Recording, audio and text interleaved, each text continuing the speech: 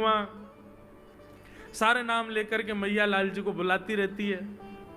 कभी कछू के ठाकुर जी को खूब आनंद आ जाए। एक बार बंधुआ एक किसान था,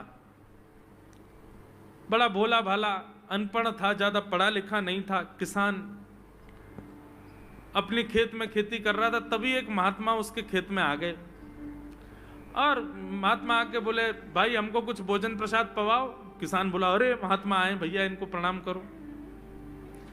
किसान ने उनको प्रणाम किया, प्रणाम करके महाराज उनको भोजन प्रसाद पवाया और कहा, महात्मा जी आप आए हैं, मुझे कोई गुरु मंत्र दे जाओ।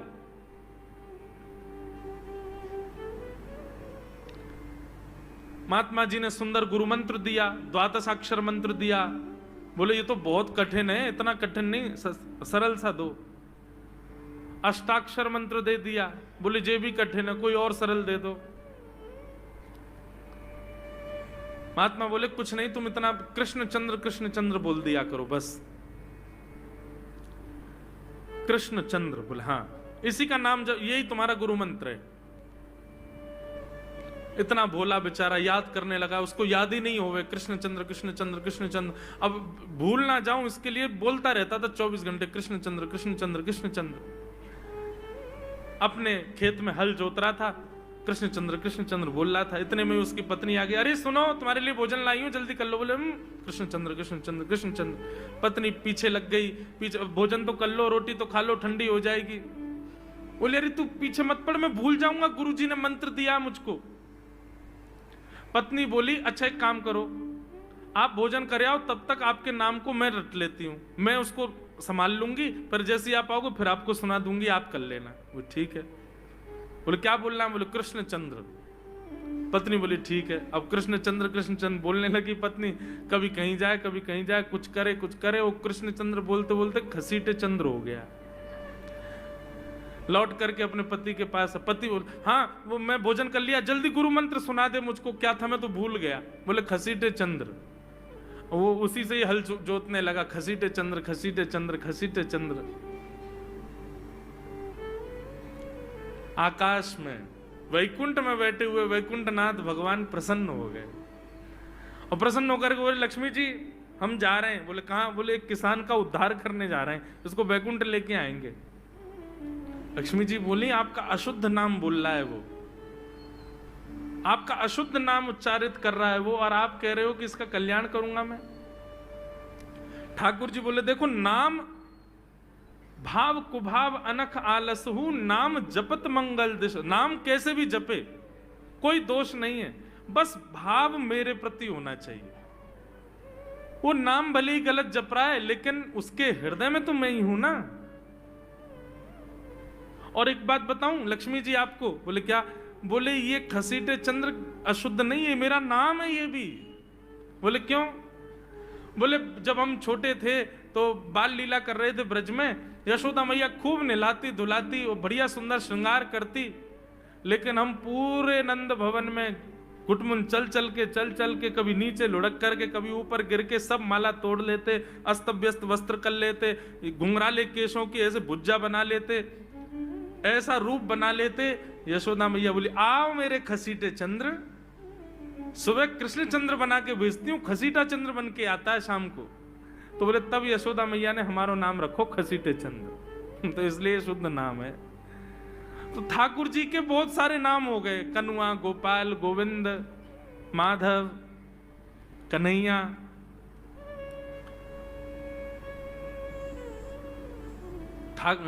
यशोदा जी का प्रिय नाम है कन्हैया। मैया लाल जी को इसी नाम से पुकारती है। ठाकुर जी अब धीरे धीरे 3.5 वर्ष के हो गए, और जैसे ही 3.5 वर्ष के भय महाराज, मानो जैसे उनके शरीर में स्प्रिंग एक्टिवेट हो गई हो। इतना ऊधम मचाते हैं, पूरी गोकुल की नाक में दम कर रखा ठाकुर जी ने। यशोदा मैया ने लाल जी को नूपुर पहना रखे। सवेरे जैसे ही ठाकुर जी उठते हैं, नूपुरों की आवाज आती है तो यशोदा मैया तुरंत रसोई घर से दौड़ के जाती है लाला के पास। लेकिन ठाकुर जी इतने चतुर हैं, यमुना तट पे जाते हैं और नूपुरों में बालू भर लाते हैं कि कल नूपुर आवाज नहीं करेंगे, सुबह उठ के हम घर से भाग जाएंगे कहीं और, मैया को पता ही ना चलेगी। ऐसा उदम मचा में श्री सुखदेव जी वर्णन कर रहे हैं, श्रृंग्यग्निडम शशि जल द्विज कंटकेभ्य क्रीड़ा परावति चलौ स्वसुतौ निषेधुम गुह्यानि कर्तुमपि यत्र न तज्जनयो गुह्यान् सेकात आपतुरलं मनसो नवस्थान। सुखदेव जी वर्णन कर रहे हैं, राजन अब ठाकुर जी वो लीला कर रहे हैं जिस लीला पर देवताओं को भी विश्वास नहीं हो रहा है। ऐसी लीला ठाकुर जी कर रहे हैं कि किसी को भरोसा ही नहीं हो रहा कि जगत नियंता जगदाधार ये कर सकता है। और ठाकुर जी क्या करते हैं? बोले ये मत पूछो क्या करते हैं, यूं कह रहे हैं क्या नहीं करते। जो माता पिता अपने बालकों को बहुत ऊधमी समझते हैं, बहुत बड़ी कृपा है ठाकुर जी की कि आपके घर ठाकुर जी जैसे उद्यमी बालक नहीं है। ऊधमों के सिरमौर हैं ठाकुर जी। कैसा उधम मचाते हैं? बोले श्रृंगी। नहा धो करके ठाकुर जी सवेरे तैयार होते हैं, सबसे पहले गैयाओं के पास जाते हैं। मैया कहवे लाला नहा धो के सबसे पहले गैयान को प्रणाम करवे जा, गैयान को स्पर्श कर फिर कछु करियो। ठाकुर जी गैयाओं को प्रणाम करने जाते हैं। जैसे ही देखते हैं कि कोई गैया बैठी है, सो ठाकुर जी कहें अरे अरे मैया या गैया को आलस आ गयो, या को आलस दूर कर दूं। सो बैठी हुई गैया के ठाकुर जी सींग पकड़ लेते हैं और सींग पकड़ करके अपनी ओर खींचते हैं, दूसरी तरफ से सींग बलराम जी पकड़ लेते हैं। अब ऐसे सींग पकड़ करके ऐसे ऐसे गैया के सींग हिलाते हैं। अब बैठी रहती गैया थोड़ी देर तो कोई बात नहीं, जैसे जोर जोर से हिलाना प्रारंभ करते हैं सोई गैया खड़ी हो जाती है। और जैसे गैया खड़ी होती ठाकुर जी लटक जाते हैं सींगों से। अब ठाकुर जी को तो बढ़िया झूला बन गया, गैया की सींगन पे झूल रहे हैं। थोड़ी देर तो गैया इधर से उधर ठाकुर जी को झुलाती रहती है, लेकिन थोड़ी देर बाद जैसे ही ठाकुर जी की पकड़ कमजोर होती है, गैया को पता चल जाए कि अब लाला गिरवे वार है, तो गैया भी इतनी चतुर कि वो गोबर में ही जाके खड़ी हो गए। ठाकुर जी के ने आगे को चल, मैं गोबर में है जाऊंगो। गैया के ना अब तो मैं यहीं खड़ी रहूंगी, तुम गोबर में ही गिरो। और सोई ठाकुर जी को हाथ छूट जा, मैया मैया बचाइयो, देख जे गैया मुंह को गोबर में फेंक रही है। अब मैया जब तक बचावे आवे तब तक तो लाल जी के हाथ छूट जाएं और ठाकुर जी गले गले तक गोबर के ढेर में जाके गिर जाएं। पर यशोदा मैया निकाले, कितनों सजाए लो, कितनों ए लाला तू वैसे ही कारो, ऊपर ते मैं तो को बढ़िया सुंदर बना के रखूं, लेकिन तू घूम फिर गया गोबर में ही आके चौं खेले। मोकू तो लगे तू पूर्व जन्म को सूकर दिखे। ठाकुर जी मंद मंद मुस्कुरा रहे, हाँ मैया जे बरा भगवान को अवतार भयो ना, जाने पृथ्वी की रक्षा करी हिरण्याक्ष थे। मैया बोली हाँ वो मैं ही तो हतो, मैं जय जय हूं मैया, वो बरा भगवान ही जय जय, वही जय जय तेरे यहाँ लाला बन के आयो है।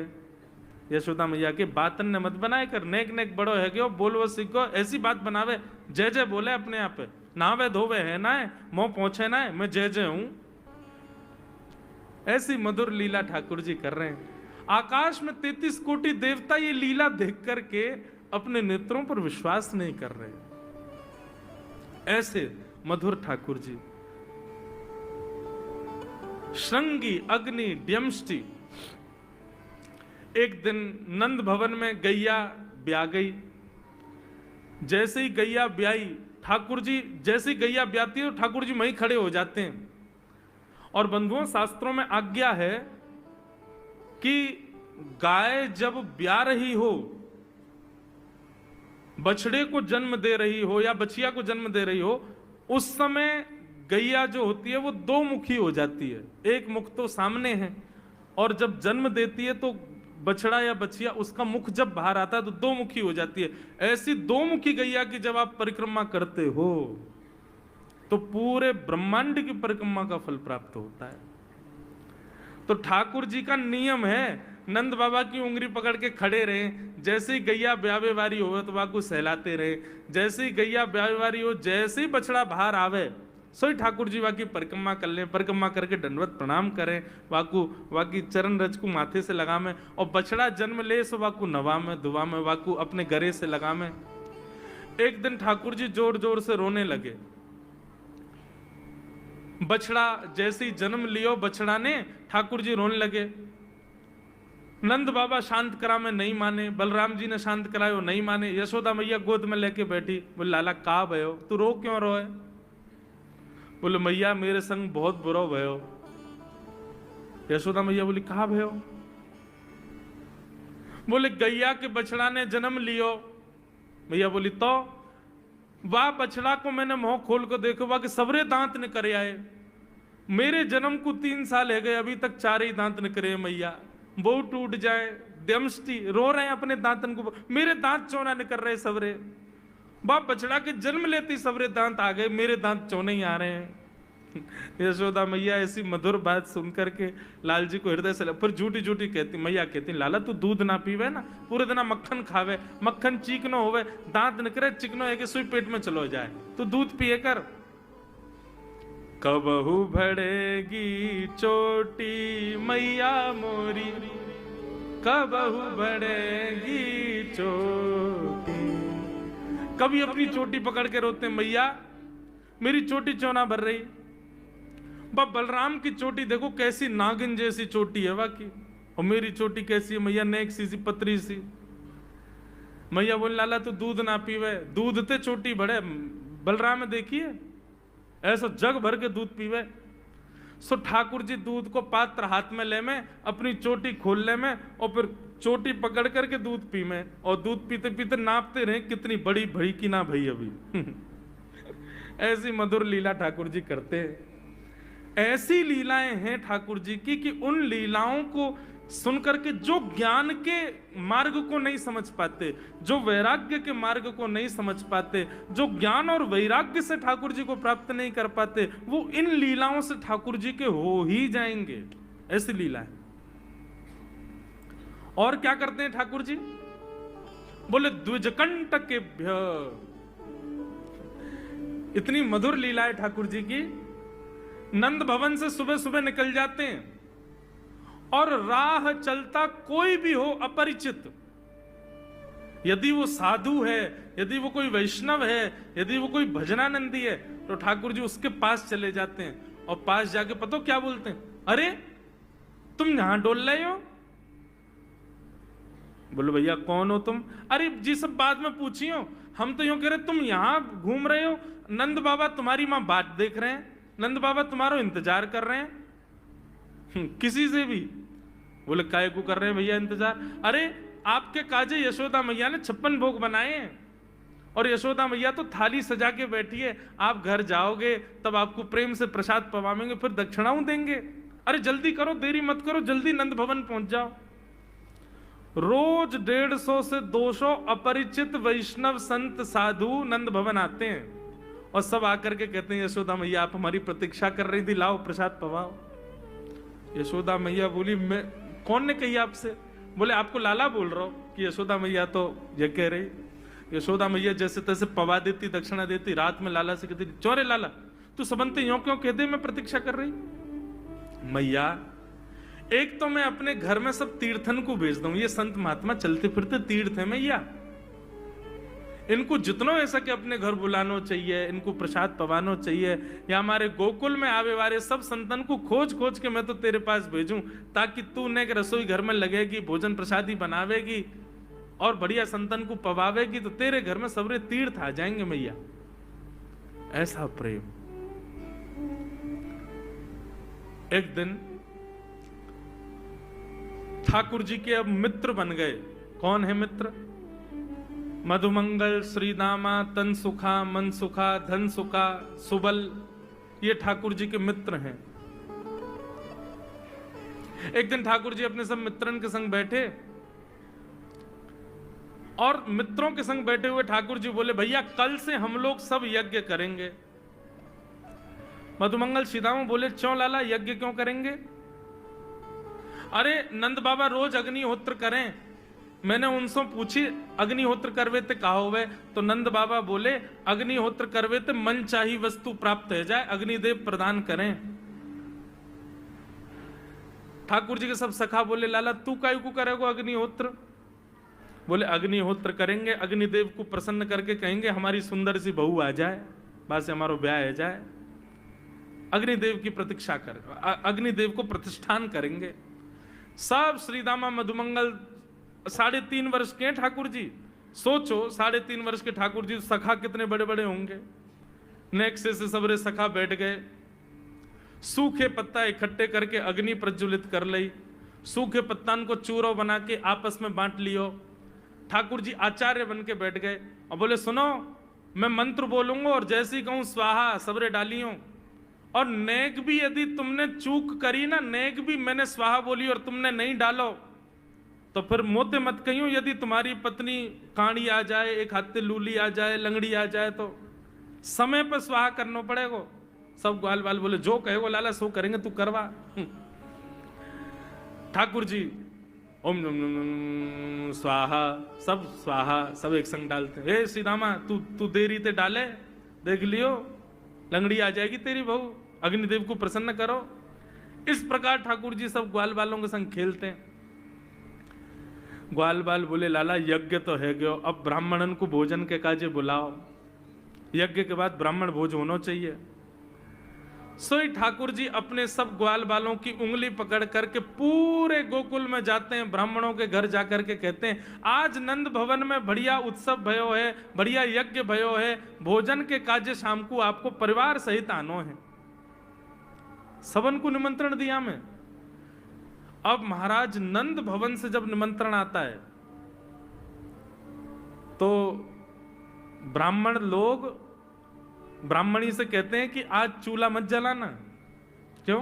अरे नंद भवन में भोजन की सूचना मिलती है तो 3 दिन से भूखे रहते हैं ब्राह्मण। क्यों? इतना खवाएंगे नंद बाबा, इतना खवाएंगी यशोदा मैया कि पेट भर जाएगा, 2 दिन तक भूख भी ना लगेगी, इतना भोजन करना पड़े। ए ब्राह्मणी चूल्हा मत जलाई, और सुन नमक को पानी और दे दे। नमक को पानी पी पी करके भूख बढ़ाते हैं अपनी। बोले शाम को जाएंगे और बढ़िया चकाचक महाराज 56 भोग पाएंगे। शाम का समय हुआ, सैकड़ों हजारों ब्राह्मण आकर के नंद भवन के बाहर खड़े हो गए।